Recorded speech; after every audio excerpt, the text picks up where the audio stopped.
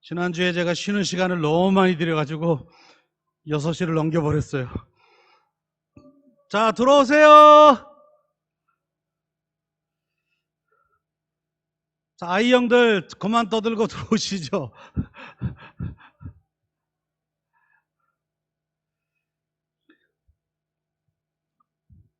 네, 간식 갖고 오시면서 강의 시간에 드셔도 됩니다. 네.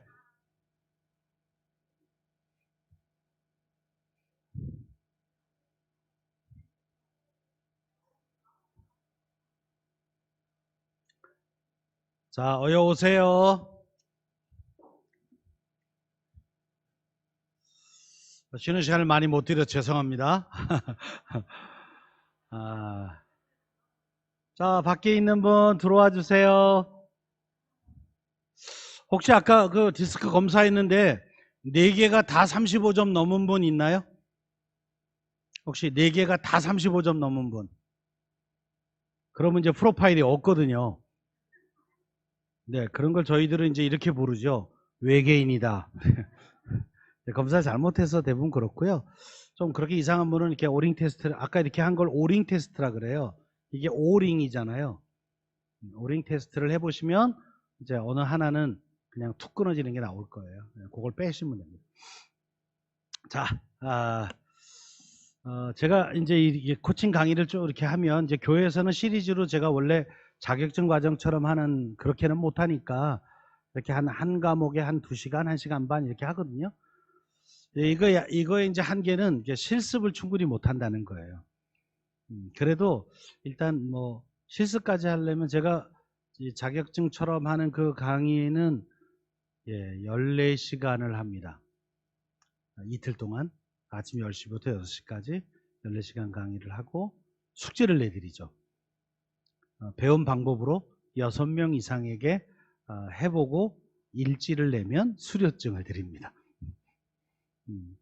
근데 한 20명 배우시면 수료증 받는 사람이 대부분 5명 미만입니다.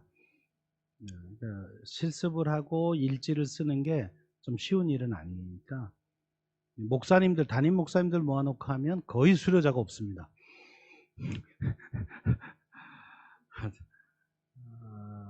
보통 청년들은 가끔 하고요. 또 젊은 여자분들 중에는 이제 일지 다 써서. 근데 이제 아이들하고 제가 교회 학교의 사역에서 늘 불만스러운 게 이 부분이에요. 애들 프로파일이 없어요. 계속 가르치는데 그냥 교적 카드 하나 외에는 애들에 대한 기록이 없는 거예요. 근데 어린이집만 가도 어린이집에 다 발달일지 씁니다. 근데 왜 교회 학교는 발달일지를 안 쓸까요? 그걸 써서 다음 선생님에게 드려야 다음 선생님이 그걸 보면서 또 아이를 더, 예를 들면 1월 첫 주에 반이 올라가더라도 교사 임명은 12월 첫째 주에 하는 게 좋습니다. 그래서 내가 앞으로 만날 아이들의 프로파일을 그때 받으시는 거예요. 한 달 동안 숙지하시고 그리고 첫 주일날 애를 만나면 우리가 많은 실수를 줄일 수 있어요. 근데 그런 프로파일이 없는 거예요. 보니까 유치부가 제일 에너지가 많을 것 같으니까 유치부에서 만드시죠.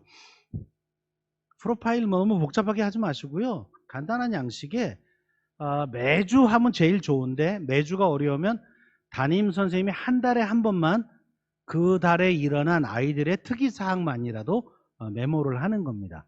이 아이가 예배 시간에 어떤 걸 잘했고 어떤 건 어려워했고 또 이런 게 좀 점점 잘하고 있고 이런 걸 이제 어린이집의 발달일지처럼 좀 써서요. 그걸 남기고 다음 선생님이 그걸 읽고 아이를 만나고 그럼 거기에 아이의 가정 환경이라든지 뭐 그것도 뭐 엄마 아빠 누구 이렇게 말고 예를 들면 뭐 아빠 엄마가 있지만 뭐 아빠 엄마 둘 다 뭐 어디서 있기 때문에 지금 할머니가 키우고 있고 뭐 이런 식의 그 환경에 대한 이야기를 다 써놓으면 선생님들이 아이들하고 성경 공부하다가 아이스 브레이킹 같은 거 할 때 실수를 안 할 수가 있어요.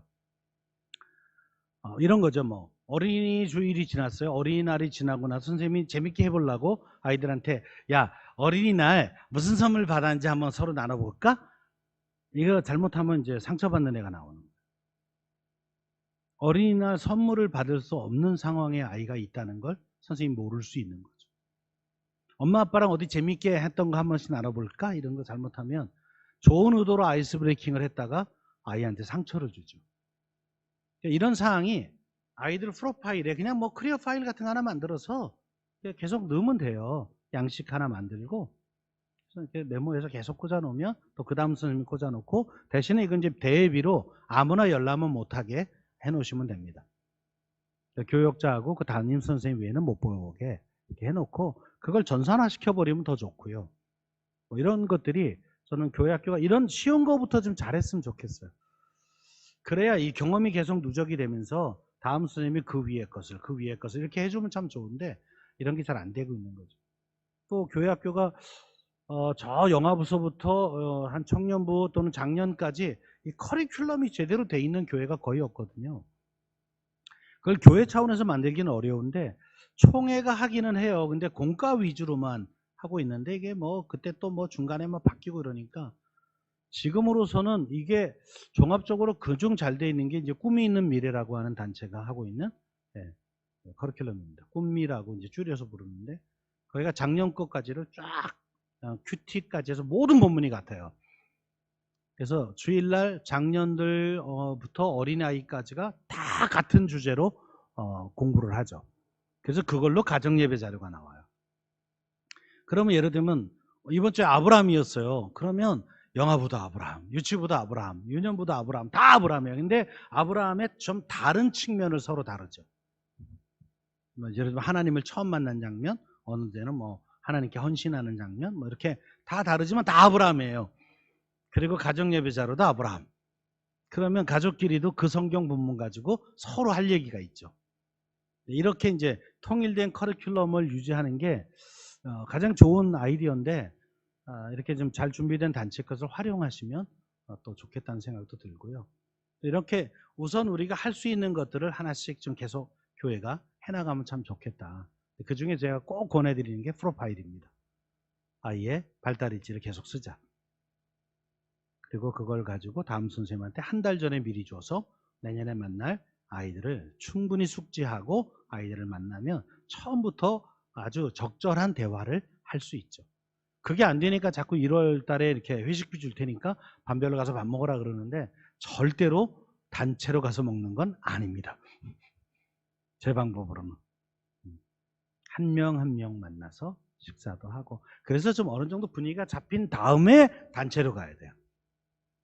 그래야 이제 애들이 이제 막 좀 가서 회식하면서 막 즐거움을 누리는데 처음에 다 뻘쭘한 데 가서 밥 먹자 그러면 밥만 먹어. 이런 것들도 한번 생각해 보면 좋겠습니다. 또 하나 이제 제가 드리고 싶은 팁은, 선생님이 되면 제일 오해하는 게 뭐냐면 내가 얘기를 많이 해야 될 것 같은 오해가 있어요. 근데 능력 있는 선생님은 아이들에게 얘기를 많이 시킵니다.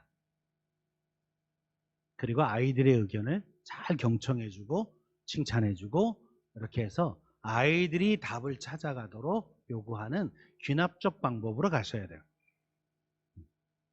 이렇게 공과 만들어 놓으면 재미없잖아요. 우리를 구원하신 예수님 질문에 선생님이 이렇게 하죠. 여러분, 예수님이 우리를 구원하셨죠? 이렇게 맥 빠지는 공부가 어디 있어요? 아무 생각 없이 해도 돼요. 그냥 뇌를 집에다 놓고 와도 돼요. 네, 네, 네. 그럼 다 넘어가는 거예요. 거꾸로 해야죠. 여러분은 예수님을 어떤 분으로 생각하고 계시나요? 육하 원칙으로 물으면 되거든요. 열린 질문으로. 왜 그렇게 생각했는지 설명해 줄 수 있나? 이렇게 물어보고. 그래서 아이가 막 다 얘기하면 혹시 이거 말고 또 다른 얘기할 수 있는 사람 있으면 얘기해 볼까? 이렇게 자꾸 끄집어내는. 근데 늘 선생님이 얘기해 버릇하니까 요새는 물어봐도 애들 대답을 안 해요. 왜? 애들도 알아요. 우리가 조금만 버티면 선생님이 다 답을 낼 줄을. 그러니까 애들한테 남지도 않는 걸 막 하고 있는 거예요, 그냥. 그리고 우리는 진도 끝냈다라고 하는 뿌듯함이 생긴 거고요. 진도 끝내는 게 중요한 게 아니에요. 어떤 때는 그냥 아이스 브레이킹 질문하다가 애들한테 꽂히면 그냥 그날 그것만 해도 돼요. 소위 포인트 학습을 해야 하는 거예요. 지금의 환경에서는 다 반방이 들어가는 것도 아니고 뭐 충분한 시간이 보장된 것도 아닌데 그 공과 전체를 풀스크립으로 다 하려니까 그냥 자 1번 넣어, 2번 넣어, 3번 넣어 막 이렇게 가는 거예요. 진짜 무식한 방법이거든요. 그렇게 순서를 정해버리면 자기 순서 올 때까지는 아무것도 안 들려요. 그거 고민만 하고 있으니까. 근데 우리는 이제 순진하게 진도를 다 나가려고 이제 막 하는 거죠. 아니거든요. 정말 아이들이 진짜 얘기가 나와요. 그래야 그 수준에 맞춰서 우리가 아이들을 도와줄 수도 있습니다. 거기에 꼭 필요한 게 경청입니다. 그래서 제가 경청을 이렇게 타이틀을 붙였어요. 마음을 여는 열쇠다. 아이들의 이야기를 잘 듣는 훈련을 해본 적이 있습니다. 우선 경청이 뭔지를 영상으로 한번 먼저 볼게요. 우리 방송실에서 경청 영상 한번. 자, 성경은 뭐라고 말하는지 한번 볼까요? 성경의 야고보서 1장 19절에 이렇게 말씀하셨어요. 듣기는 속히 하고 말하기는 더디하며 성내기를 더디하라. 근데 꼭 우리가 거꾸로 하죠. 성내기를 정광석화처럼 하고 말하기를 아주 먼저 하고 남의 얘기는 안 듣고. 인간관계가 굉장히 어려워요. 특히 한국말은 굉장히 고급 언어라요. 끝까지 들어봐야 알아요. 영어는 순서가 딱 있잖아요. I, 자기 주어 나오죠. 누가 말했다? 뭐 했다? 누구에게? 어디서? 이렇게 순서대로 나오잖아요. 근데 한국말은 이걸 다 뒤집어 놔도 되는 말이에요. 학교 간다 엄마 나. 알아들었죠? 간다 학교 나 엄마. 다 알아들었죠? 이건 한국말은 이렇게 되는 말이에요. 그러니까 부정어가 앞에 나올 수도 있고 뒤에 나올 수도 있고 가 아니고 하면 끝이고. 근데 중간에 말을 자르고 미리 예단하지 말으라는 얘기죠. 앞에 얘기 들어보고 얼른 코멘트를 잘못하면 저 사람이 원래 말하려는 의도를 모른 채 말을 하게 되죠. 주로 남자분들이 이런 이제 실수를 많이 하세요. 빨리 해치우려고요. 여러분, 우리가 만나는 모든 사람은 이렇게 빨리 해치울 대상이 아닙니다. 충분히 존중받을 대상입니다. 이야기를 끝까지 잘 들어주는 게 그게 사랑이라고요. 여러분, 내 이야기를 누가 막 끊으면 좋으세요? 그러면 내 이웃을 내 몸과 같이 사랑하라고 그랬잖아요. 그럼 남의 이야기를 어떻게 들어야 돼요? 끝까지 들어야죠. 충분히 얘기한 거예요. 이렇게 확인하시면 되잖아요. 뭐 더 할 얘기 있으면 하라 그러고. 제가 청년 때 저희 청년 때는 저 강원도에 예수원 가는 게 아주 중요한 일이었어요. 가서 2박 3일 이제 있다고 하면. 근데 제가 한번 갔을 때 이런 경험이 있어요. 밤에 이렇게 공동체가 둘러앉아서 남의 얘기 들어주는 시간이 있더라고요. 근데 원칙이 있어요. 끝까지 듣기예요. 근데 이게 이제 팀을 잘 만나면 참 행복한데요. 거기 이상한 애가 하나 들어있으면 굉장히 괴로운 시간이에요. 근데 저희 조가 그랬어요. 아니 젊은 남자아이인데 정말 또라이야. 지 얘기만 계속 해. 근데 했던 얘기 또 하고 혼자 울고 화내고 막. 근데 저는 막 성질이 막 미치겠더라고요. 리더가 이걸 왜 안 끊는지 막 이해가 안 돼. 근데 약속이 뭐냐면 끝끝내 듣기예요. 언제까지 저녁 먹고 시작했는데 새벽까지 걔 혼자 얘기했어요. 근데 그렇게 새벽까지 가던 그 아이가 갑자기 막 우는 거예요. 그래서 왜 우냐고 이렇게 물어봤더니 자기 인생에 자기 얘기를 이렇게 끝까지 들어준 사람이 처음이래요. 그러니까 지도 아는 거죠. 지가 얼마나 진상인 걸. 근데 우리 모두가 끝까지 경청. 아우 그거 되게 힘들어요. 막 같은 얘기 또 하고 막 말도 논리도 안 맞고 그러는데 이렇게 눈 똑바로 뜨고 이렇게 듣는 게 막 하품도 나오고 막 그냥 갑자기 눈물이 흐르고 막 몸은 뒤틀리고 갑자기 화장실 가야 되고 막. 근데 와 거기 훈련된 분들은 정말 잘 들어주세요. 내가 그때 처음 알았어요. 잘 들어준다는 게 이렇게 능력이 있는 거구나. 근데 제가 이제 상담 공부하고 코칭 공부하는데 상담과 코칭에도 제일 중요한 습득해야 될 기법이 듣는 거예요. 그래서 이런 말 하잖아요. 잘 들어주면 이미 상담은 50%된 거다. 네. 사실 사람이요. 방법을 몰라서 얘기하러 오는 사람은 별로 없어요. 특히 자매분들은요. 다 아는데 지지받으러 와요. 그래서 이런 말 하잖아요. 이렇게 배우자를 결정할 때 남자는 좋아하는 여자가 생기면 선포부터 해요. 쟤 내 거야, 막. 사람들한테 막 얘기해, 막. 남들이 손 못 대게.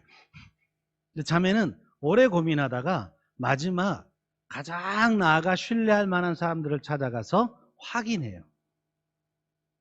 그래서 그들이 다 좋아, 좋아, 좋아, 좋아, 좋아, 좋아. 그러면 좋아. 그래요. 남자분 중에 혹시 아직 결혼을 못 하신 분이 있으면 좋아하는 자매에 누가 제일 친한지를 다 알았다가 거기를 미리 다 관계를 잘 맺어주면 돼요. 저 자매는 고민이 되면 분명히 누구를 만날 것이다. 이런 걸 파악해가지고 거기랑 잘 사귀어놔서 그분들의 신뢰를 받아놓으면 자매가 프로포즈를 딱 던지면 자매가 기도해 볼게요. 그러고 다 거길 찾아가요. 이렇게. 그래서 가서 나도 뭐 만나보니까 너무 좋더라. 야, 너한테 최고야. 막 이래갖고 좋아, 좋아, 좋아, 좋아. 그러면 예스. 내 얘기를 끝까지 들어준다는 건 그렇게 중요한 건데 성경의 요구도 그렇습니다. 한자로 들을 청자가 이렇게 씁니다. 네. 오래 보시라고 제가 막 돌리고 있어요. 네.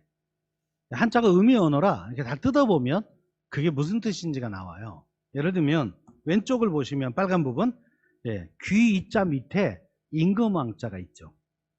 경청이란 큰 귀로 듣는 거예요. 이렇게 왕의 귀로 듣는 게 아니고 이럴 때 왕은 신분이 아니라 크다는 뜻이에요. 한자는 이렇게 레벨이 있어요. 대자보다 더 큰 건 태자예요. 그래서 대왕보다 태왕이 더 위에요.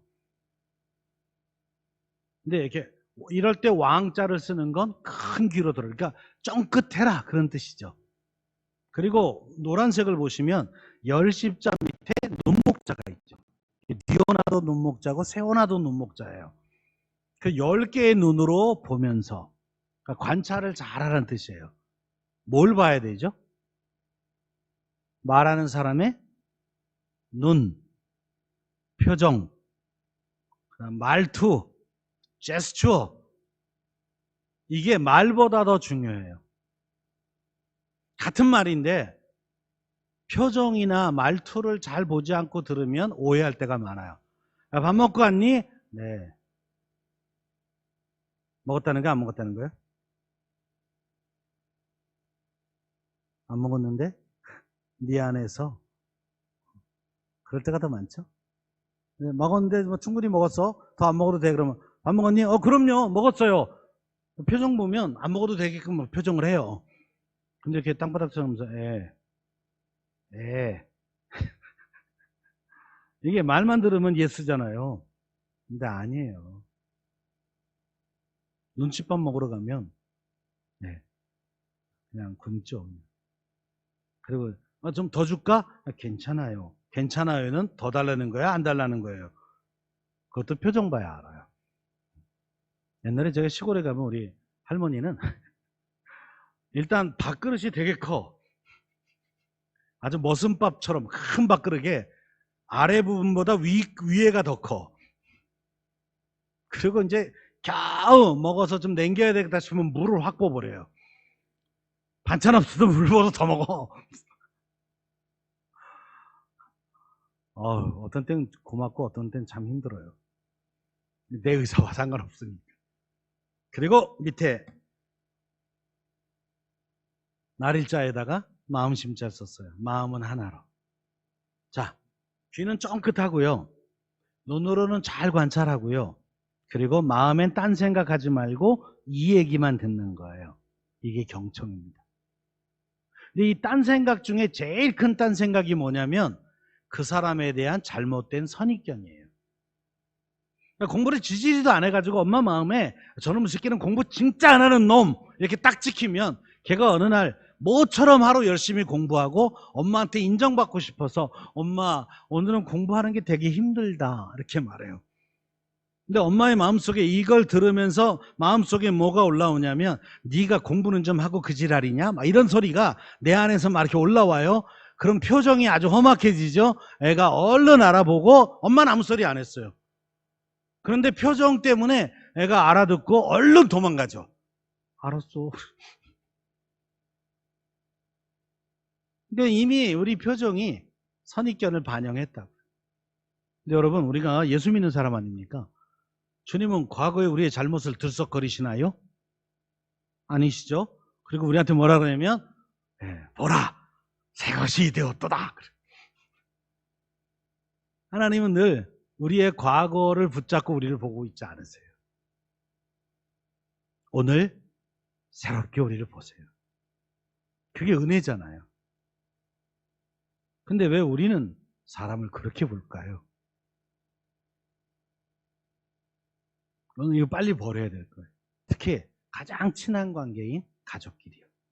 또 우리 아이, 우리 반 아이가 그동안 영 엉망이었고 쟤는 딴 반 갔으면 좋겠다 싶은 아이일지라도 선생님은 오늘 다시 기대감을 가지고 그 아이를 만나셔야 합니다. 이전에 그 나쁜 기억을 삭제하고요. 얼마나 우리 마음 준비가 필요하겠어요, 이게요. 그래야 그 아이를 오늘 주일에 만나서 기쁨으로 안아줄 수 있죠. 또 그 아이가 또 잘못을 행할지라도 그래 저렇게 하면서 자라가는 거겠지. 이렇게 예수 그리스도의 심장으로 그 아이를 바라봐야죠. 안 그러면 교육 못해요. 또 편가르게 하죠. 내 마음에 드는 애와 안 드는 애. 근데 여러분 내 마음에 들고 안 들고보다 중요한 게 하나님의 마음이거든요. 하나님이 그 아이를 교회로 부르실 때는 구원하기로 마음먹으신 거예요. 근데 우리가 왜 그걸 편가르기를 해? 안 될 놈, 될 놈으로. 아니에요. 편가르기 하지 말고 그 주님의 마음으로 바라보는 연습을 주일에 와서 하셔야 해요. 그거 하는 제일 좋은 방법은 매일 그 아이들의 이름을 부르며 기도하는 겁니다. 교사가 제일 중요한 게 이거예요. 우리는 교육의 전문가가 아니에요. 그런데 그 주님의 마음을 가지고 아이를 바라보면 사랑할 수 있습니다. 애도 그걸 알아요. 자기도 잘못하는 거 다 알아요, 애들도. 근데 그런 나를 계속 사랑으로 대하면 어느 날 와서 내 품에서 울어요. 왜? 자기 엄마 아빠도 그렇게 안 해주니까. 그게 교회의 영적 부모입니다. 육신의 부모보다 더 좋은 분일 수도 있어요. 그런 마음이 전 교사들에게 있으면 좋겠어요. 또 집에 우리 아이들도 마음에 드는 자식과 안 드는 자식이 분명히 있어요. 또 들었다 안 좋았다 해야 막 이렇게. 왜? 우리도 불완전하기 때문에. 근데 그 아이를 놓고 매일 기도하시면 하나님이 우리가 그 마음을 다 치유하세요. 코칭에서는 이렇게 감정을 센터링 하라 그런 말을 해요. 엄마 아빠가 이렇게 애한테 감정이 안 좋을 때는 대화하면 안 돼요. 그럴 때는 하나님 앞에 가서 내 그 못된 마음, 좀 그 아픈 마음 또는 막 속상한 마음 이걸 하나님 앞에 센터링을 해야 돼. 이렇게. 우리는 이렇게 센터링할 하나님이 있잖아요. 이걸 못한 채 가면 내가 원치 않는 막 그 악한 쓴 말을 막 뱉어내기 시작하죠. 이건 부부관계도 마찬가지예요. 그래서 저는 이제 가정사역 할 때 우리 학부모 교실 이런 거 할 때 집안에 지성소를 만들어라 그래요. 집이 넓지 않아도 어느 한 구석에 내가 무릎 꿇고 기도할 수 있는 데를 하나 만들자. 야광 십자가 하나 붙이고 대부분 안방과 그 앞에 있는 화장실 사이에 조금 이렇게 홈이 있죠. 거기다 이상한 막 이렇게 술 이렇게 장식장 이런 거 넣지 말고요. 거기에 예쁜 테이블 하나 갖다 놓고 성경책 하나 펴고 위에다 십자가 하나 걸고 조명 하나 땅 때리고 밑에다 방석 하나 놓으면 지성소가 될 수 있어요. 거기 가서 무릎 꿇는 거예요. 근데 놀라운 건 애들도 심각한 일이 있으면 거기 가서 무릎을 꿇습니다. 집안에 하나님이 생각날 만한 상징물들이 좀 있어야 돼요. 심지어는 뭐 식탁 옆에다가 보드판 하나 붙이고 포스트잇 옆에다 갖다 놓고 기도 제목 있으면 써서 붙이기. 그러면 식사 시간에 같이 그 기도하고 밥 먹기. 뭐 이런 좋은 것들을 자꾸 만들으셔야 돼요. 그래야 가정 예배가 돼요. 근데 이런 장치가 없이 그냥 가정 예배로 바로 들어가면 또 하나의 종교 행위예요, 그냥. 집안에 가정의 재단을 쌓으려면 사전에 해야 될 게 참 많이 있어요. 그런 문화, 소통 이런 게 되면서 가정 예배까지 연결이 되어야 아이들도 거기에 기쁨으로 같이 참여를 하죠. 안 그러면 그냥 가정의 평화를 위해서 앉아 있어 주는 거예요. 애가 점점 예배가 싫어지죠. 근데 내가 좋아하고 언제나 따르고 싶은 엄마 아빠랑 그 시간을 갖는 건 행복한 일이거든요. 이런 것들이 아이들과 소통에서 다 나오는 건데, 소통의 가장 중요한 것이 이 경청입니다. 커뮤니케이션 영향력 비중을 보면 단어, 이 문자가 주는 영향력은 7%밖에 안 돼요. 여러분, 우리 자녀를 놓고 또는 여러분 제자를 놓고 사랑한다, 보고 싶어 이 말을 문자로 하는 게 좋아요? 전화로 하는 게 좋아요? 당연히 전화가 좋아요. 근데 더 좋은 건요, 보고 하는 거예요. 만나서 하는 거예요. 근데 만나면 겸연쩍어서 못하고 막 이러면 안 되는 거예요. 해야 되는 말이에요. 일과 관련된 대화는 우리에게 행복을 주지 않습니다. 그러나 관계를 위한 대화는 행복해요. 그래서 관계를 위한 대화를 하는 걸 자꾸 연습하셔야 돼요. 만나면 학교 잘 다니냐? 공부는 잘하고 있어? 시험은 잘 봤니? 밥 먹었어? 학교 갔다 왔니? 숙제를 했니? 여기에 사랑이 있습니까? 아빠들이 이런 대화만 하니까 애들하고 안 친해요. 일 때문에 바빠서 어쩌다가 만나면 이렇게 관계 대화를 하셔야 되는데 자꾸 일에 관계된 대화를 해요. 그 관심이 있다고 한 말이에요. 그것도 아빠 입장에서는. 근데 듣는 애 입장은 우리 아빠는 저거밖에 관심이 없나 싶어요. 엄마는 굉장히 관계적인 대화를 하시는데 잔소리가 많아요. 문 앞에서부터 계속 따라다니며 해요. 엄마. 물론 애가 잘못한 거예요. 야, 뭐 신발은 왜 이렇게 벗어놓니? 가방은 왜 거기다 놓니? 뭐 옷은 왜 그렇게 벗었어? 엄마가 다 치워놓은 거 니만 오면 다 쓰레기장이 되냐, 아마. 자기가 하는 습관이면 바꾸셔야 됩니다. 근데 꼭 뒤에 한마디 더 하면 온 집안 싸움이 돼요. 꼭 지혜비를 닮아서. 듣고 있던 지혜비가 갑자기 화가 나죠. 뭐 잘된 건 다 지 탓, 못된 건 다 내 탓. 이게 다 원죄입니다. 원죄예요.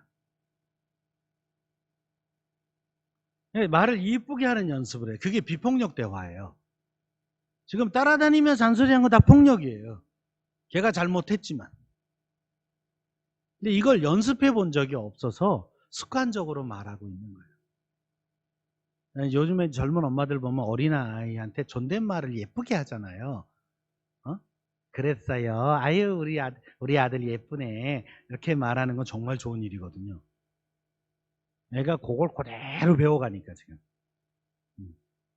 근데 막 함부로 말하면 애가 어디 가서도 그 말투로 말해요. 심지어 아빠들이 이제 엄마한테 말을 함부로 하시면 애가 엄마한테 함부로 해요. 야! 막 자기 부인한테 야! 그것 좀 가져와! 막 이러면 애들도 야! 야, 네가 왜 나한테 엄마한테 야! 그러 아빠가 그러잖아. 야, 미자야! 막 그러면 애들이 미자야! 그래. 근데 여보 그러면 애들이 여보 그래. 남편과 아내가 쓰는 언어를 애들이 다 듣고 있다니까요. 그때 언어 습득기잖아요. 애들이 정말 평생 쓰는 말인데 이쁜 말을 해줘야죠. 그래서 이 보이스가 38%라면 바디랭귀지가 55%예요. 그러니까 눈빛, 표정. 우리가 말하기 전에요. 눈빛이 제일 먼저 표현을 해요. 예, 뭔가 이렇게 사고치고 면목이 없으면 나도 모르게 눈이 아래로 깔려요. 고개가 떨구어지고. 그러니까 애가 이러고 오면 벌써 마음 준비를 해야죠. 뭔 일이 있구나 이렇게. 응? 자꾸 눈을 외면해 이렇게. 사고친 거죠. 적어도 엄마 아빠에게 사고친 거예요. 눈을 외면해. 말 뒤에 흐리고 막 이게 다 전조거든요.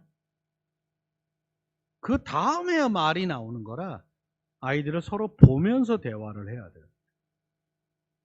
그냥 이렇게 애가 방에 있는데 여기서 막 야 어떡해 저떡해 막 이렇게 말을 해버리면 내 진심이 전달이 안 돼.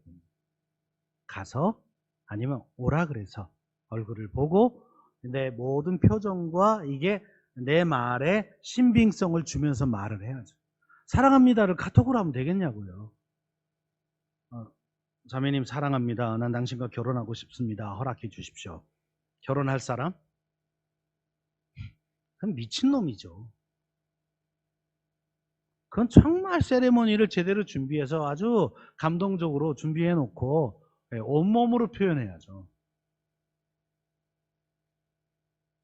그래서 이제 프로포즈를 요즘에 아주 기기묘묘하게들 하잖아요. 막 강당 빌려서도 하고 막. 응? 그게 다 이렇게 눈으로 다 봐야 만족도 되고 귀로도 들어야 하고 분위기도 중요하고 이게 다. 근데 남편들이 이제 이런 짓을 많이 해요. 집에 오면 피곤하니까 이제 소파에 누워서 리모컨을 붙잡고 TV를 보시죠. 리모컨하고 이제 붙어 있어요. 근데 아내가 이제 진지하게 여보 나하고 얘기 좀 할까? 그러면 남편들이 뭐라 그러냐면 TV를 그냥 두고 얘기해.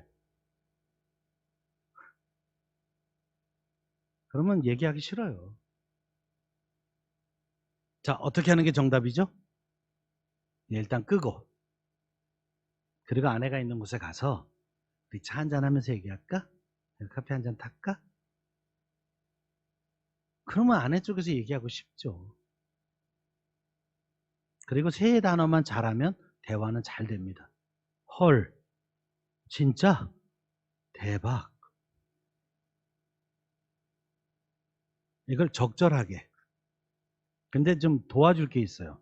끄떡끄떡. 그리고 눈빛 초롱초롱. 이렇게만 협력이 되면 그날 부인은 하고 싶은 얘기를 다 할 수 있습니다. 우리의 비극은 남자는 하루에 7,000개 정도의 단어를 쓴대요. 아내는 15,000개를 쓴대요. 남편은 그 7,000개를 비즈니스 하는데 일하는데 다 쓰고 들어와서 집에 오면 할 말이 없고요.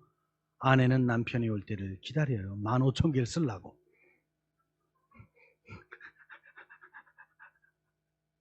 그러니까 남편들은 한 500개만 남기고 가셔야 돼요. 그래서 헐 진짜 대박 이걸로 버티셔야 돼요. 15,000개 다 쓸 때까지 해보십시오. 헐 진짜 대박은 되게 위력 있어요. 그걸 표정까지 같이 해주면 헐 하려니까 또 헐 진짜 대박 헐 진짜 대박 티나지 않아요?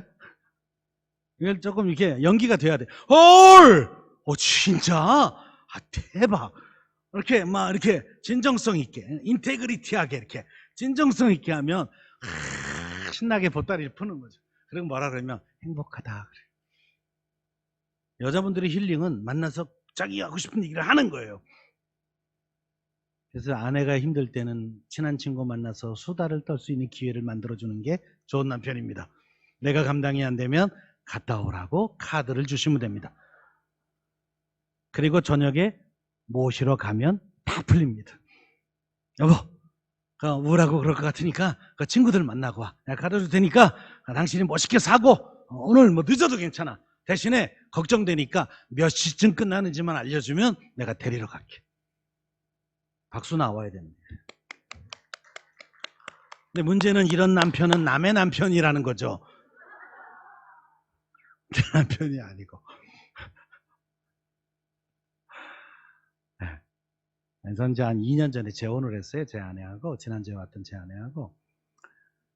이제 연애를 한 1년 반을 했는데 반 하는 동안에 가끔 이제 제 아내도 목사거든요. 그래서 이제 어디 노회를 한다고 이제 그날은 그래서 몇 시에 끝나? 이렇게 물어봤더니 몇 시면 끝난대요. 내가 데리러 갈까? 연애할 때는 뭔 짓을 못 하겠습니까?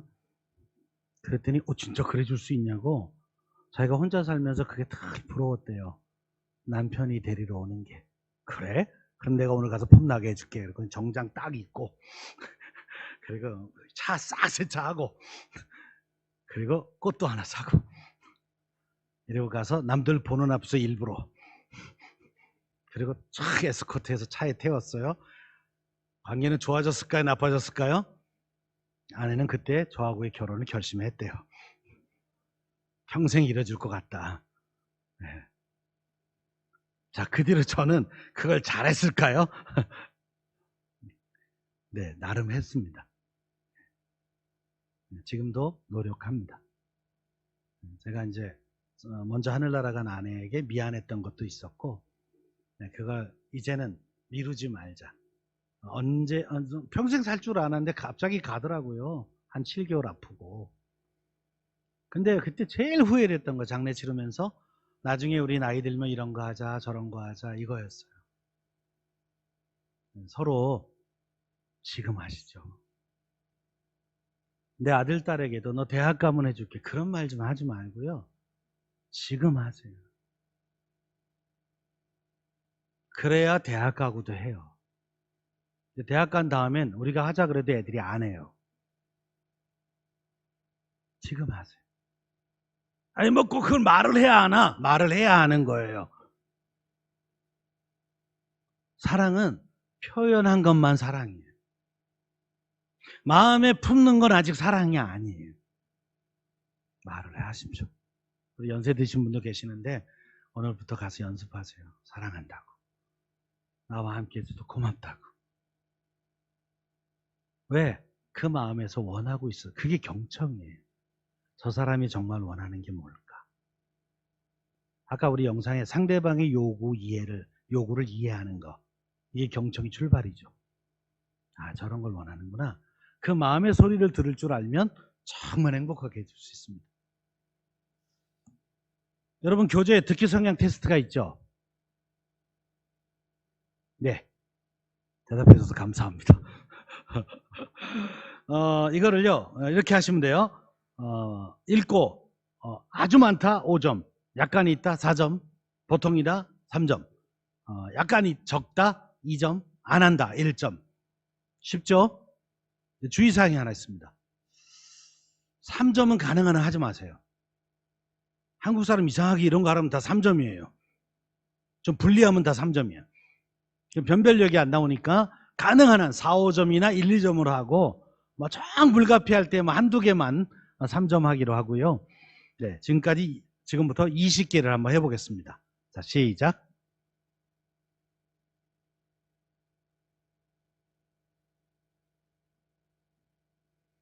혹시 교재랑 없는 분은 저 화면 보시고 한번 해보세요.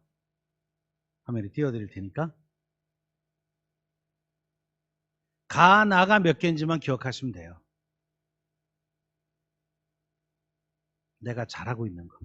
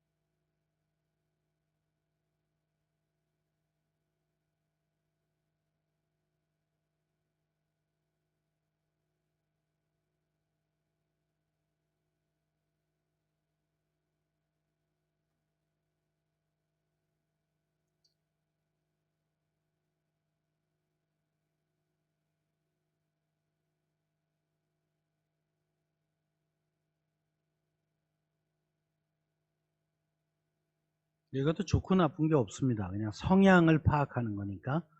네, 내가 주로 어떤 거를 주로 이렇게 잘 듣고 어떤 거는 못 듣나 이거를 이제 알아보는 검사예요.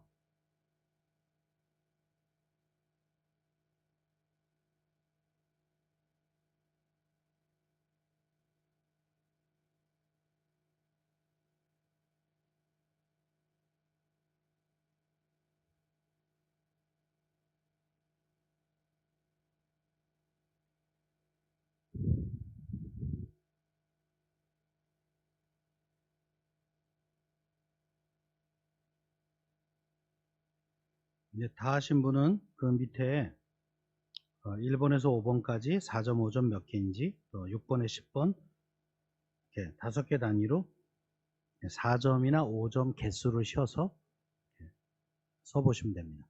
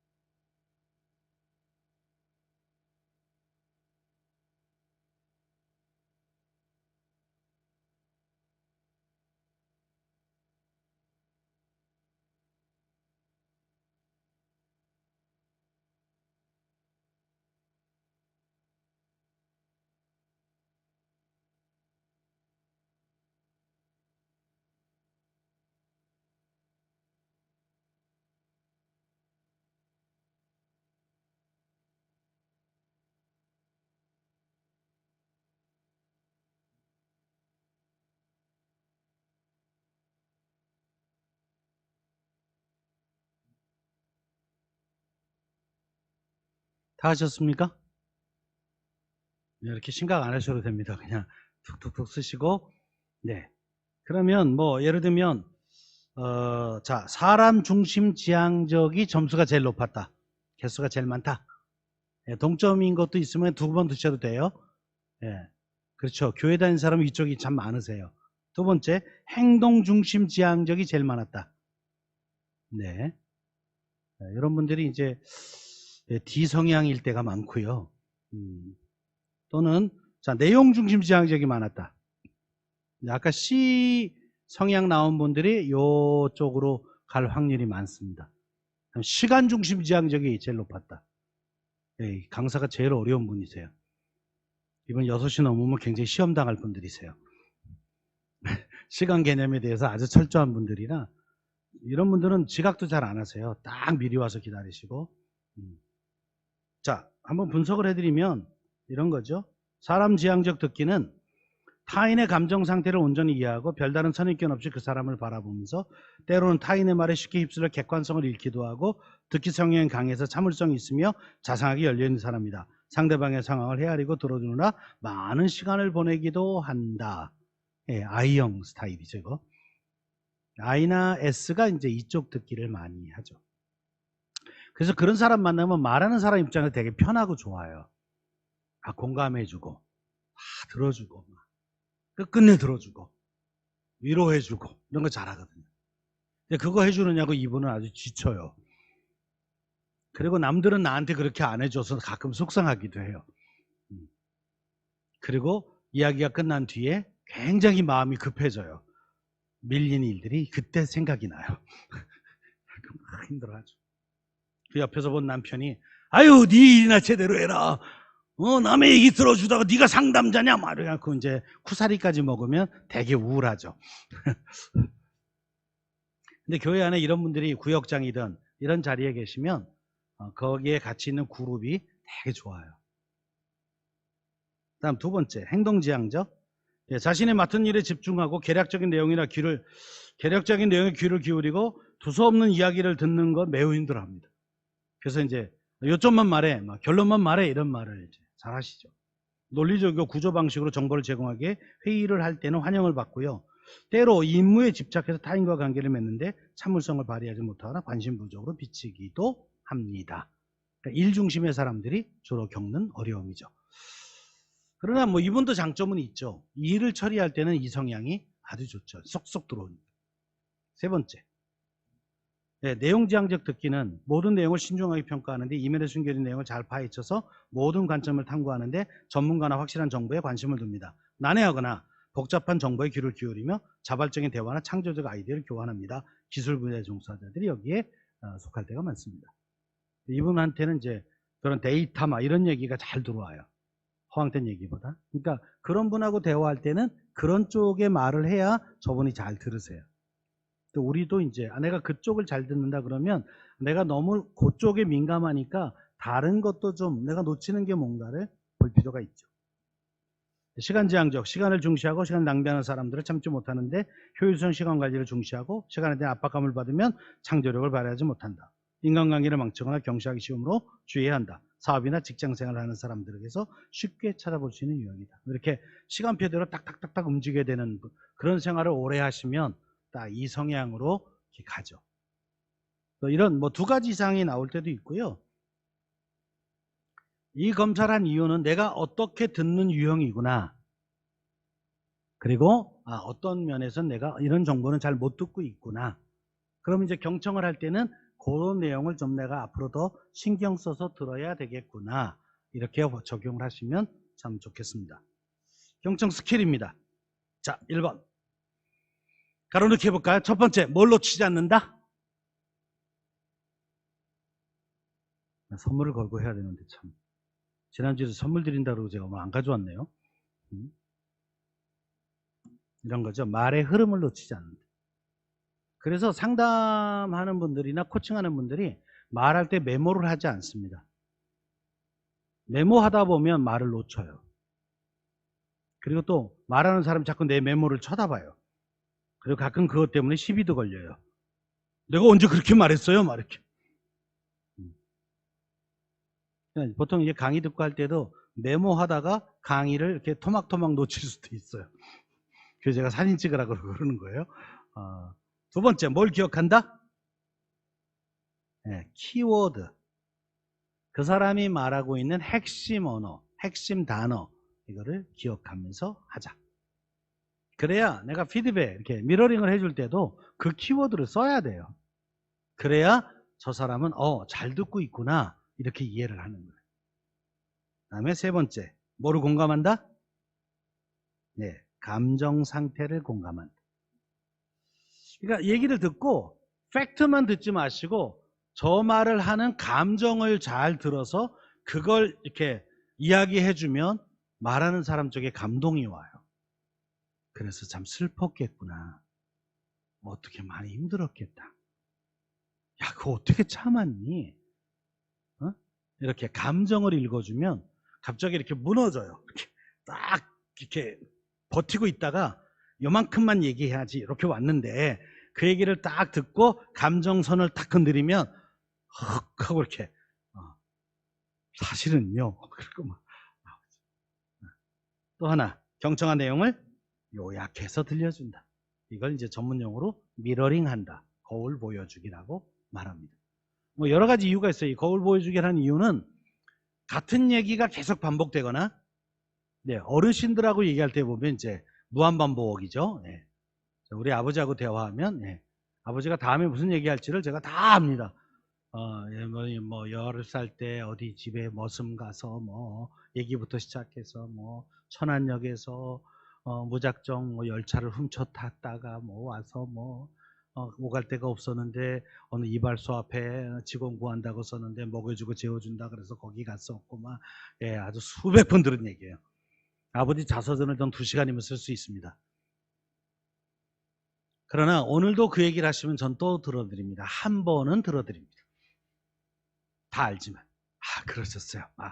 날마다 새롭게 그러셨군요. 고생하셨네요. 아유 힘드셨겠네요. 정말 운이 좋으셨네요.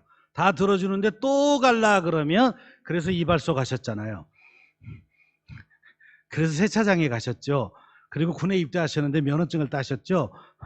그리고 정말 아버지가 듣고 싶은 한마디로 마무리합니다. 아버지가 그렇게 고생하며 키워줘서 우리는 어려움 없이 잘 컸어요. 늘 아버지에 대해서 고맙게 생각해요. 그럼 우리 아버지가 자리를 털고 일어나세요. 역시 큰아들은 내 마음을 아는구나. 그래서 큰아들은 항상 효자.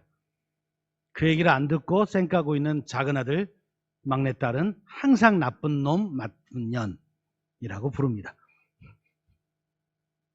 별 차이 아니에요. 저도 듣기 싫었는데 제가 상담이나 코칭을 배운 게 문제였죠. 뭐. 들어드려요. 한번. 그럴 때 이제 이렇게 미러링을 해드립니다.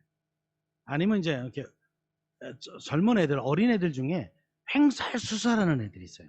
이 얘기하다, 저 얘기하다, 막 이렇게 뭔 얘기 하려고 그런지 모르겠고 막 왔다 갔다 하는 애한테 야 인마 한 가지만 얘기해 막 이러면 야단친 거잖아요. 정신 사나우니까 진짜 하고 싶은 얘기만 해 막. 벌써 관계가 나빠진 거죠. 이렇게 말하는 거죠. 그러니까 네 얘기는 A, B, C, D 이 얘기했지 오늘. 애가 놀래죠. 지도 무슨 말했는지 모르는데. 그중에 오늘 나하고 하고 싶은 얘기는 뭐야? 이렇게 말하면 감동 먹고 맞아요. 그 얘기하러 왔어요. 이렇게.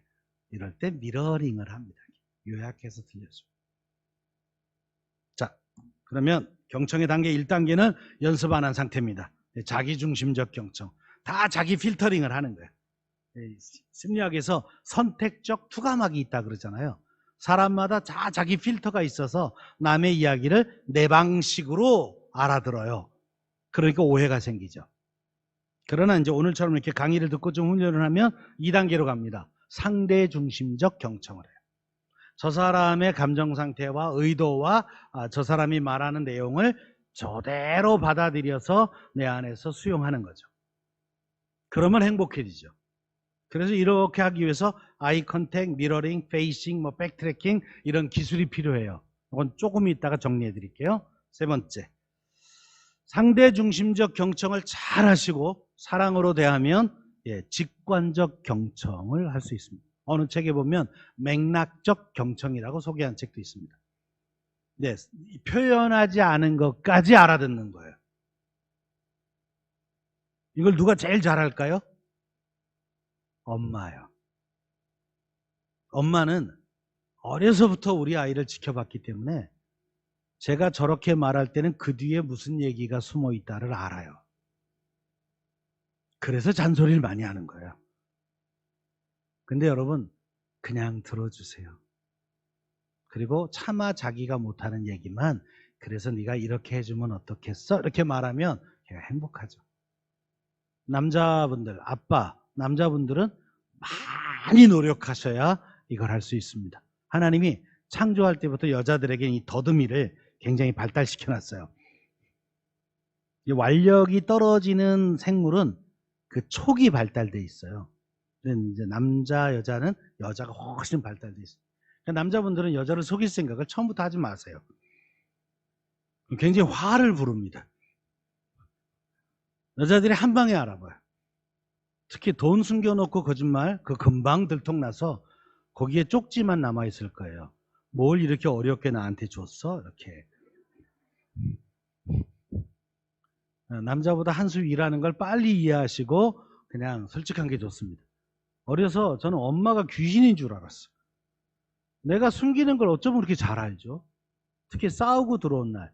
우리 엄마 싸우는 거 되게 싫어해서 내가 뭐 잘못했던 걔가 잘못했던 뭐 싸움 자체를 싫어하셨어요. 그러니까 어떤 이유로든 싸웠으면 야단 맞는 거예요. 그래갖고 이제 싸운 날 제가 시간 좀 끌고 이렇게 다 옷도 이렇게 먼지 다 털고 표정도 다 이렇게 해서 이렇게 내 딴에는 완벽한 모습으로 집에 가서 유쾌하게 엄마를 불러요. 엄마 문 열어주세요. 말을. 우리 엄마가 문을 딱 열자마자 제 얼굴 한번 딱 보더니 싸웠구나. 그러면 이렇게 마음을 먹었어요. 엄마가 이렇게 물어보면 아니 이렇게 연습을 했는데 엄마가 바로 찌르고 들어오면 가서 거울을 다시 봤어요. 아무리 봐도 내가 봐도 내 얼굴에 싸운 흔적은 없는데 엄마는 한 방에 알아요. 그때 내가 마음속으로 엄마는 귀신이구나. 결혼해 보니까 아내가 귀신이에요. 남자는 그저 평생 귀신하고 사는 겁니다. 목회가 힘든 날이 있어요.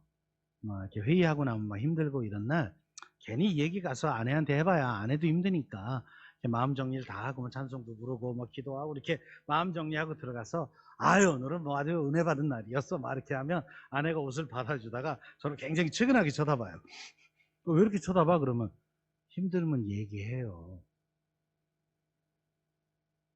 그러면 아니라 그래야 되잖아요. 이건 시나리오상. 내가 뭐 힘들 이래야 되는데 이렇게 푹 찌르고 들어오면 남자들이 단순해가지고요. 그래?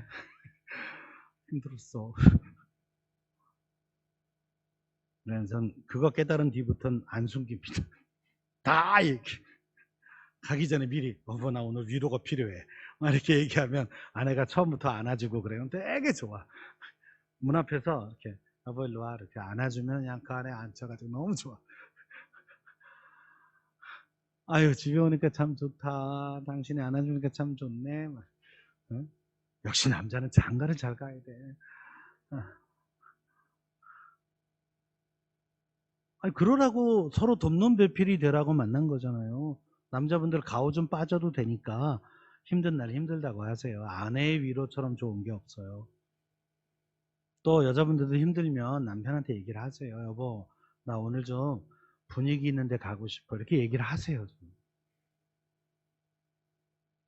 미리 좀 시간 여유를 두고 갑자기 지금 당장 뭐 이건 힘든데 남자들한테 미리 어나운스를 하면 그래도 준비를 좀 하고 오잖아요. 여보 나 오늘 위로 필요해. 그러면 남자들도 또 그런 때는 또 이렇게 정식으로 요청하면 남자들은 돌려 말하면 못 알아듣습니다. 여보 오늘 비가 내린다 막. 나도 알아. 이런 말을 알아들 거라고 착각하지 마세요. 남자는 그런 동물이 아니에요. 남자는 직설화법을 쓰는 동물이라 직설적으로 얘기해야 돼. 여보 10만 원 필요해. 이렇게 얘기를 해야 돼.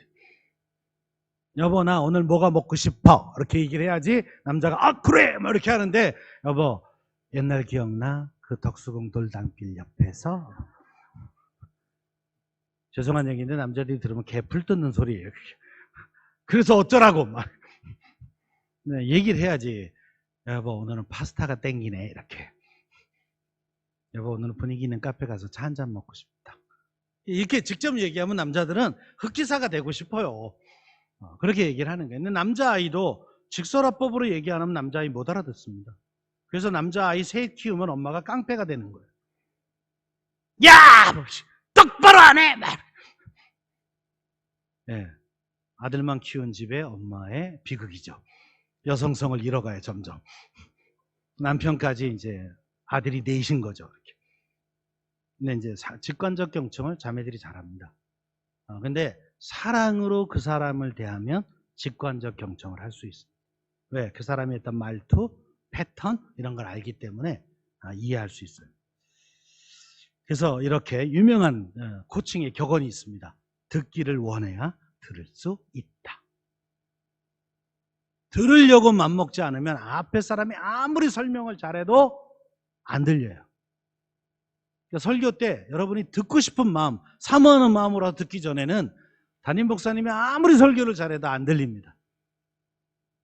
그래서 미리 와서 준비 기도도 하시고 해야 되는 거예요. 근데 내가 듣기를 원하고 사모하고 오면 목사님의 표현이 좀 어느라고 해도 그날 다 은혜 받을 수 있어요. 왜? 내 마음이 이미 듣기로 열려져 있잖아요. 사람과 대화가 그래요. 저 사람의 말을 내가 잘 듣기로 마음 먹으면 다 들려요. 근데 안 듣기로 말하면 별 표현을 다 해도 안 들립니다.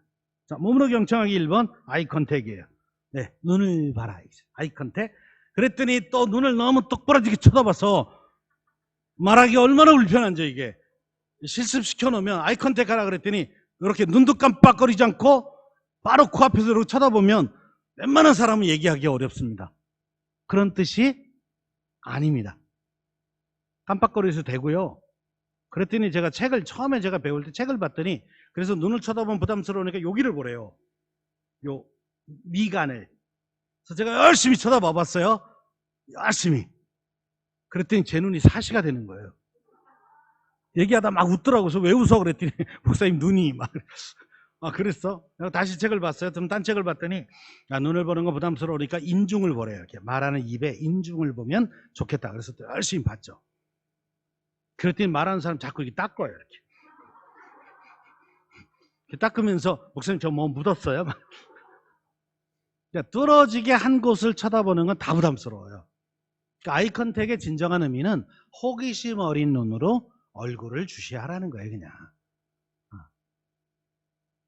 왜 그 애들이 뽀로로 보듯이 막 이렇게 좋아가지고 기대하는 마음으로 그렇게 보는 걸 아이 컨택이라 그럽니다. 두 번째, 네, 미러링. 좀 전에 얘기했어요. 말하는 걸 이렇게 반복해 주는 거예요. 이렇게 요약해 주는 거죠. 네, 용도까지 다 얘기했고요. 페이싱. 이거는 호흡이나 동작이나 음조를 맞추는 거예요. 그래서 수다스러운 딸이 막아서 엄마 우리 유치원에서 뭐가 있었고 막 이러는데 엄마가 이제 반응을 해야 되잖아요.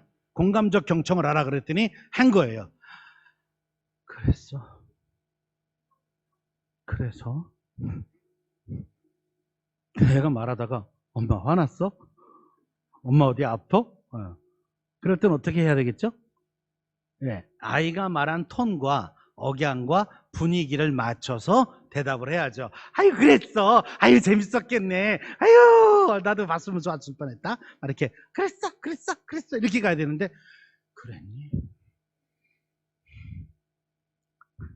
네, 이걸 맞춰주는 게 페이싱이에요. 그러니까 딸들이 있는 집은 이거 잘하셔야 돼요. 딸들이 막 신나서 얘기할 때 거기 맞춰서 아빠도 막 이렇게 그랬어? 막 이렇게 막 좋아가지고 막 얘기하죠. 그리고 막 행복하게 잠자리에 듭니다. 백트래킹은 다른 말로 하면 되새김하는 했던 말을 반복해 주는 거예요. 이런 거 있죠. 어르신들하고 대화해요. 근데 어르신이 이렇게 말했어요. 아유 며느라 오늘은 칼국수 좀 해 먹을까? 며느리가 어떻게 반응하면 100점이죠? 칼국수 해드릴까요? 아버님? 하고 끝을 들어야 돼요. 칼국수 해드릴까요, 아버님? 아버지가 화나시겠죠? 백트래킹 했는데. 그러니까 조금 이렇게 위로 상딱 띄워서 그리고 항상 아버님, 어머님은 뒤를 들어야 돼요. 칼국수 해드릴까요, 아버님? 이렇게. 그럼 이제 칼국수 해 먹을까 했는데 칼국수 해드릴까요, 아버님? 자, 잘 들었다고 사인했죠. 근데 기분 좋게 아버님까지 했으니까 얼마나 기대하고 기다리시겠어요. 제 딸 시집 갈 때 연습시킨 겁니다. 어른한테는 그렇게 하는 게 좋겠다. 네, 한 집에 살게 됐거든요. 이거 한마디가 얼마나 중요한지 아세요? 그렇게 듬직하던 제 딸이 시집가고 얼마 후에 우리 사돈이 저한테 전화해서 이렇게 말했어요. 아주 상냥한 딸이 와서 우리 집에 행복해졌대요. 제 마음속에 리얼리 네, 착해요. 우리 딸이 무지 착합니다. 정말 남을 배려 잘해요. 근데 이렇게 아양 떨고 애교스럽진 않아요. 근데 여우 같은 며느리는 좋아도 곰 같은 며느리는 싫거든요. 그럴 때 조금만 자기를 바꾸면 행복하게 하죠. 이게 백트래킹이에요. 이걸 제일 잘하는 게 군인들입니다. 상관이 얘기하면 언제나 복명복창을 하죠. 자, 우회전 그럼 네 우회전 이렇게 안 하면 얻어 터지죠. 근데 이제 이렇게 사람과 말할 때 아이들하고 말할 때도 애가 말한 걸 다시 반복해주면 아이가 행복해합니다. 아이 그랬어 엄마한테 많이 그렇게 욕먹어서 힘들었겠네 이렇게 확인해주면 맞아요 이렇게 대화하는 겁니다. 형성 방법 그래서 다 얘기됐고요. 또 하나 알게요. 세 가지를 고려해서 들어야 한다. 사실, 감정, 의도까지를 파악하면 듣기는 성공한 겁니다. 말하는 팩트가 있죠. 근데 그걸 선입견으로 판단하지 말고 있는 그대로 듣는 게 1번. 그런데 그 말에 어떤 감정으로 말했다까지 들어주면 2번. 그리고 저 말 뒤에 어떤 의도가 숨어 있는지를 파악하면 완벽한 경청입니다. 그래서 이거를 3F 경청이라고 말합니다. Fact, Feel, Focus를 고려한다. 그래서 3F 경청이에요. 그런데 이런 게 있어요. 사실, 판단이 아닌 사실을 들으셔야 돼요. 또 그 아이의 생각이 아니라 그 아이에게 감정을 읽어내야 돼요.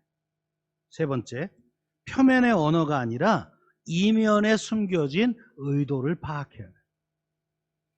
그러니까 교사, 구역장 또는 뭐 교육자 다 아주 일상이 상담이에요. 사람을 매일 상대하는 사람. 근데 이런 연습이 좀 돼 있으면 제대로 파악해서 제대로 도와줄 수가 있죠. 자, 한번 연습해 볼게요. 사실인지 판단인지 한번 맞춰보실래요? 영희는 학교 출석 시간에 자주 늦는다. 사실입니까? 판단입니까?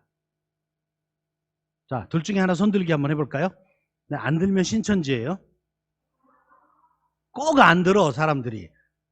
그냥 들려도 좋으니까 한번 둘 중에 하나잖아. 50%. 자, 이건 사실이다. 네, 한 60%가 손들어. 네, 판단이다. 네, 네, 판단입니다. 왜 그럴까요? 자주라는 말 때문에 그렇습니다. 이 말을 듣는 영희가 화가 나죠. 제가 언제요? 이렇게.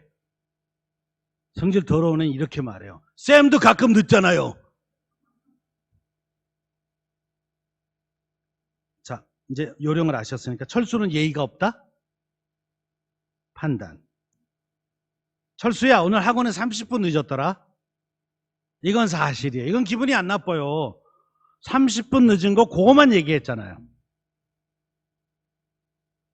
그러면 쌤 죄송해요. 다음에 일찍 올게. 이렇게 되는 거예요. 근데 너는 늘 30분씩 늦더라? 그럼 반발하죠. 근데 교회는 그것도 이것도 얘기하면 안 돼요. 왔으면 됐어. 그쵸? 설교 끝날 때 와도 온 거잖아요. 그래서 교회 출석부에는 지각이 없습니다. 그렇게 하고 계시나요? 뭐 지각 3번이면 결석 1번 이런 치사한 것 좀 하지 마세요. 상 안 주려고. 성경에 써 있잖아요. 오후 5시에 와도 한 데나리온. 아침 9시에 와도 한 데나리온. 이게 성경의 원리예요. 그러면 다 끝나고 와도 간식 제대로 주시고 밥 먹으라고 하시고 출석 도장 찍어주세요. 우리가 성경적으로 해야죠.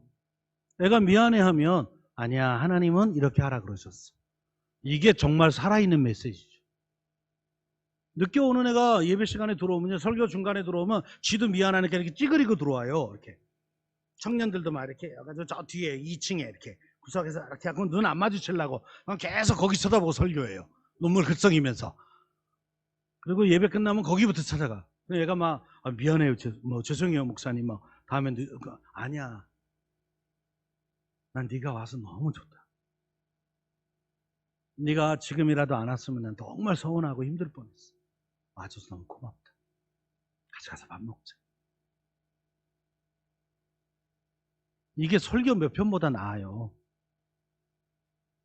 우리는 팩트를 넘어가는 은혜가 있어야 되잖아요. 은혜가. 그 아이가 나중에 교사 되면 어떨까요? 받은 사랑 때문에 정말 좋은 교사가 될 거예요. 연습 하나 더. 네, 상우는 어제 이유 없이 내게 화를 냈다. 사실? 판단? 판단입니다. 이유 없이. 상우는 있을 수도 있죠. 자, 선생님은 수업 시간에 나를 무시했다. 이것도 판단. 네. 용준이 학급 회의 시간에 내 의견을 묻지 않았다. 마치 나만 안 물은 것 같잖아, 이거. 다 판단해, 이런 게. 내 아들은 이를 자주 닦지 않는다. 참 아들들이 억울한 이야기야, 이거. 나름 닦으려고 닦은 건데 엄마 기준에 안 맞을 뿐이지. 판단한 거예요. 저놈은 늘 안 닦는 놈. 네, 영희는 나와 이야기할 때 불평을 한다. 이것도 그 마음속에 영희가 나한테 원래 감정이 안 좋았어. 막 이렇게 판단이 들어간 내용이라 이런 대화는 관계를 불편하게 해요. 근데 이걸 우리가 잘못 알아들으면 우리가 코멘트를 잘못해 줄 수가 있다. 철수는 내가 원하는 건 좀처럼 하지 않아. 이게 다 판단이에요. 좀처럼, 자주 이런 말이 들어가는 건 다 판단이 들어간 말입니다. 감정인지 생각인지 한번 맞춰볼까요? 자, 1번. 나는 엄마가 나를 사랑하지 않는다고 느껴. 자, 또 한번 해볼까요? 감정이다. 이건 감정이다. 여러분 어떻게 알았냐? 굉장히 중요해요. 내렸어요. 자, 생각이다, 이거는. 네, 생각이에요.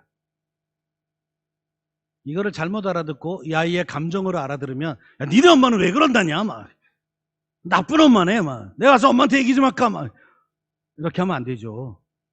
애가 그렇게 느끼는 거죠. 엄마가 정말 그렇진 않죠. 아이가 그런 생각을 하고 있는 거죠, 지금. 그럴 땐 이렇게 말해줘야죠. 엄마가 그럴 리가 있겠니? 엄마는 너를 사랑하신다. 우리가 어떻게 듣느냐에 따라 상담이 달라질 수 있습니다. 자, 연습. 영희가 떠나게 되어서 슬퍼요. 네, 감정이에요. 엄마가 나를 조종하는 것처럼 느껴져. 네, 이렇게 느껴져라는 말 때문에 착각하기 쉬운 거예요. 이게 다 본인의 생각이에요. 아빠가 그런 말 할 때는 겁나요. 네, 감정이잖아요. 이렇게. 이거 구별하시면 돼요. 시간 없으니까 넘어갑니다. 자, 마지막 우리 직관적 경청은 사실을 받아들이고 감정이 어떤지 직감적으로 느끼고 진짜 의도가 뭔지 파악한 다음에 그 아이의 장점이나 탁월성이 뭔지를 잘 파악을 해서 그 아이가 그걸 이겨내는 방법을 찾아가도록 도와주는 게 코칭입니다. 경청에서 끝나지 않고 그 아이가 찾아가서 문제를 극복하고 해결할 수 있도록 도와주는 게 코칭이에요. 내가 답을 알려주진 않아요. 자, 그래서 직관적 경청은 요 연두색 글자를 잘 기억하시면 됩니다. 감정, 의도, 탁월함, 비언어, 상대방의 눈빛, 표정, 제스처 이런 것들을 잘 봐야 돼요. 그리고 불일치, 앞에 말하고 뒤에 말하고 다른다든지, 또 늘 하던 말의 패턴과 달라졌다든지, 뭔가 이렇게 기회와 암시를 나타내는 단어가 들어갔다든지, 이런 것들을 잘 파악을 하는 게 이제 이 직관적 경청의 아주 중요한 내용입니다.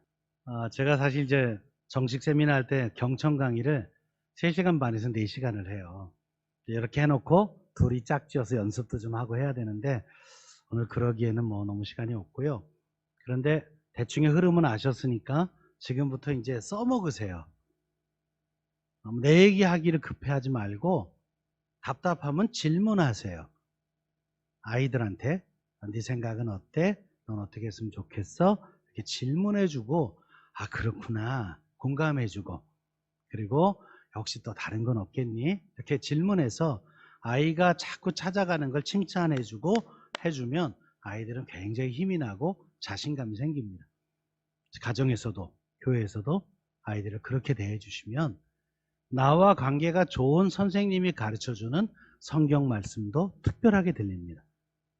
그런 관계를 먼저 잘 하셔서 우리가 원하는 아이들이 예수님을 자신의 구세주로, 하나님을 나의 하나님으로 그렇게 받아들이는 그 과정에 우리가 좋은 통로가 됐으면 좋겠습니다. 그런 선생님들의 파이팅을 기대하고요. 앞으로 서로 잘 될 거라고 믿습니다. 우리 마지막으로 우리 선우좌우 좀 참석한 분들 보시면서 잘하실 겁니다. 이렇게 한번 칭찬하면서 박수 한번 해줄까요? 우리 선생님 잘하실 겁니다. 이렇게. 네.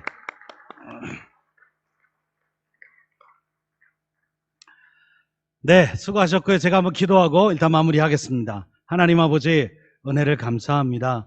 우리를 구원하신 것도 감사한데 우리에게 귀한 자녀들, 다음 세대 아이들을 맡겨주셔서 우리의 제자로 또 자녀로 키울 수 있는 복을 주시니 감사합니다.